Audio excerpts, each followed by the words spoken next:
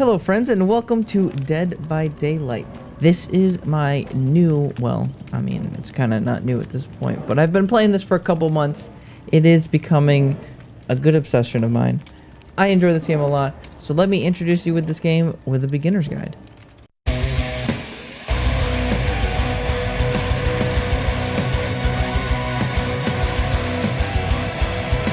So when you start the game, you're going to start at this menu here.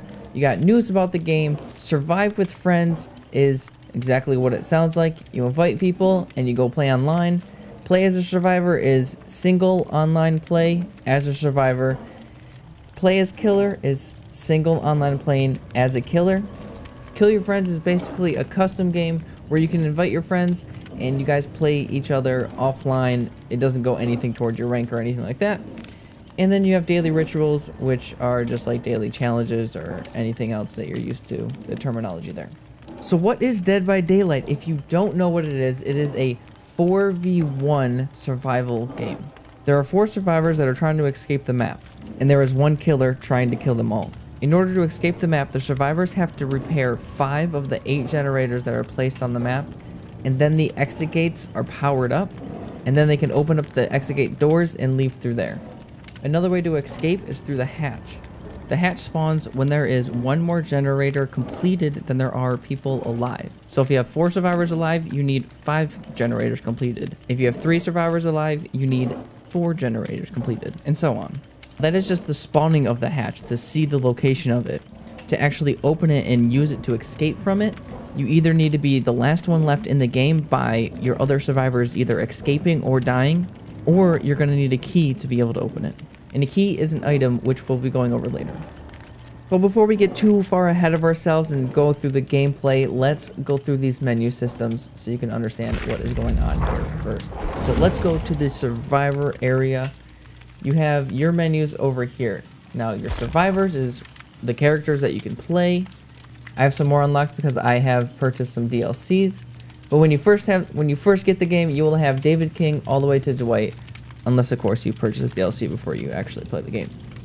Each of these characters have their own special perks. Now some of these perks mix and match with throughout the characters, but some of them are specific to the characters themselves, and other characters cannot get them, unless you get a perk that allows them to, which we'll talk about later. So the survivor screens is just character selection. Loadout is just that, the same thing as all other game loadouts. It is what you're going out with during the game. When you first start leveling out a character, you can only choose 1 perk. But as you start to level them up, level 15, level 20, level 25, you unlock the perk slots where you can add perks to them. Once you get your character up to the levels, you can pick up to 4 perks to help you out during the game. But what are perks? Well, they're just like any other game perks. They give you special abilities, special things that they add to the game that you normally don't have.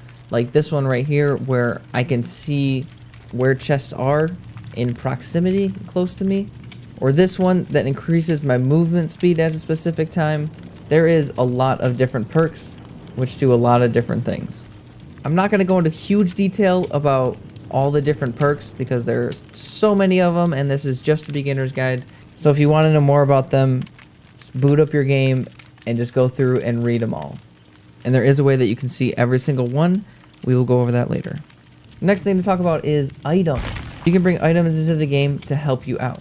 You can add, you can remove, you can put anything that you can get. And then the items themselves have add-ons. You can add up to 2 add-ons per 1 item that you take into the game. Now again, just like perks, these add-ons make the item different itself. They improve it, they help it out, and each item has its own add-ons. But again, I'm not going to go through every single add-on for every single item because there's a lot and they do a lot of different things. Just boot up your game and read about them yourself. And the third thing that you can bring in the game with you is an offering. Now, offerings do extra things as well. So you have like this one, which increases the luck of all survivors, which basically means when you're searching through chests and stuff to get items in the game, you have better luck on finding better items. And then you have a whole bunch of ones that, increase the chance to be sent to a specific map. Others that affect visuals of the game. They do a lot of things. Again, nothing I'm going to go too deep into because this is just a basic overview.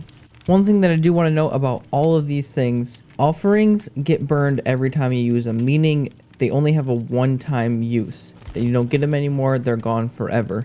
Items you can keep with you if you survive the game. If you die in the game or if you drop the item within the game, it's gone forever. You don't get it back anymore. But if you escape with the item, then you will keep it and it'll still be in your inventory that you can use again. Perks never go away, they're always there. You don't have any ability to lose those whatsoever. So how in the world do you get all these perks and items and offerings, and how do you do that? Well, by leveling up your character through the blood web. So this is a huge blood web right here because my character is a level 50, which is the highest you can go before you prestige. But if we look at a character who is not that high, let's say Bill, right? So he's not level 1, but he is not super high.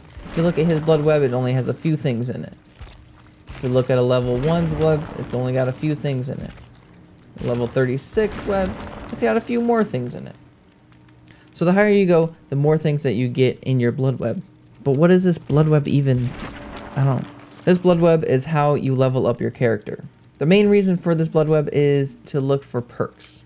You spend your blood points, which are up here, and you earn those during the game. In each game, each task, each whatever that you do, either doing the generators, saving people, being near the killer, or anything like that, any action stuff that you do will give you blood points. And then those blood points you turn around and you spend in your blood web in order to level up your character, in order to get more stuff in your blood web, in order to get more stuff in your inventory, and so on and so on. So in your blood web, there's items, there's add-ons like we were just talking about, there's offerings like this one right here, and then the perks. Leveling up your character is pretty easy through the blood web. All you need to do is find something that you want, click and hold, and then you unlock it. That easy. And then you just keep doing this, and then it unlocks these things, and then you can go ahead and keep grabbing stuff. Now you see right here that little black spot right here? That is because I am a higher level. So at the higher levels, your blood web starts eating itself. So if I were to grab this thing is going to turn black and get eaten. Just like that. And that's going to keep running through the blood web until this is eating a whole bunch of things and I've grabbed everything and there's nothing left for it to eat or for me to get. So if you find something that you really want within the blood web, you should grab that first. And just like that, I leveled up to level 37. And each time you level up, you get new add-ons, new perks, new items. So one of the things that I had the hardest time grasping knowledge of when I first started this game was the shrine. What is this Shrine of Secrets? I don't understand any of these. These are perks. Like I just got Iron Will. I don't understand what this stuff is about. So as you can see, this says it is a teachable, I can't get to it, but it says teachable Jake Park perk. Now, what do you mean teachable? So when you're in your blood web here, you can see that I can get this perk right here. It's a very rare perk. It's not a teachable perk, it's just a perk. So this person right here, this Meg, gets this perk and only she gets it, nobody else.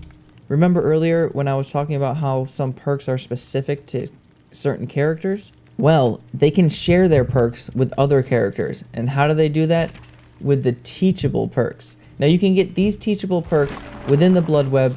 They come up randomly, which is another thing that I didn't fully understand when I saw these teachable perks, because I had the perk already and then the teachable came up and I'm like, why would I get this if I already have this? This one is worse than the one I have. Why would I even get that? I didn't understand what teachable perks are, but wow, are they great.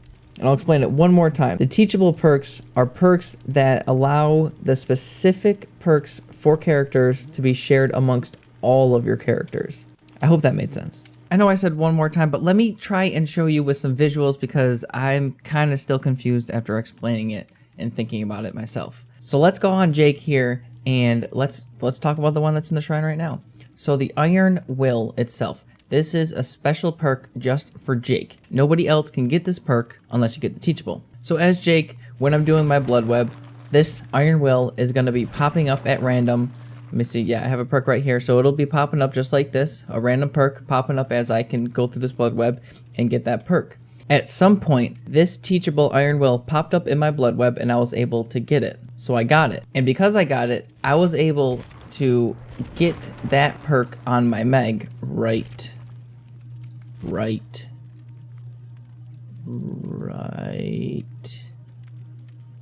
here. So because I got that teachable perk, the Iron Will perk popped up within my blood web as I was leveling up my character, and I was able to get it just like any other perk pops up. So getting teachable perks does not mean you automatically get that perk for all of your characters. It means that that character now has the possibility to get that perk within their blood web. And now that I introduced you to the shrine, and I haven't talked about the shrine yet, let me talk to you about the shrine. So this guy right here is just loaded with 4 teachable perks. You buy these perks, you have them forever. They don't go away. And this is a way to get the perks without having to get them through this certain character's blood web. That's pretty much all it is. To purchase these perks from the shrine, you purchase them with your iridescent shards. Now, as you can see, this one costs 550. They're pretty much all 550. And up here I have 713. Now, you earn these iridescent shards differently than your blood points. The iridescent shards are earned 1 shard a minute for that you're inside of a game. And you can only earn a maximum of 10 shards per game. So the way to earn them is to just keep on playing. And customization is exactly what it sounds like. You can customize your characters with, oh my gosh, what the heck? With the items that you have and you own. You can change the shirt. You can change the head, the torso, and the chest area. Oh yeah. And now to switch to the killer side of things, we are looking pretty much exactly the same.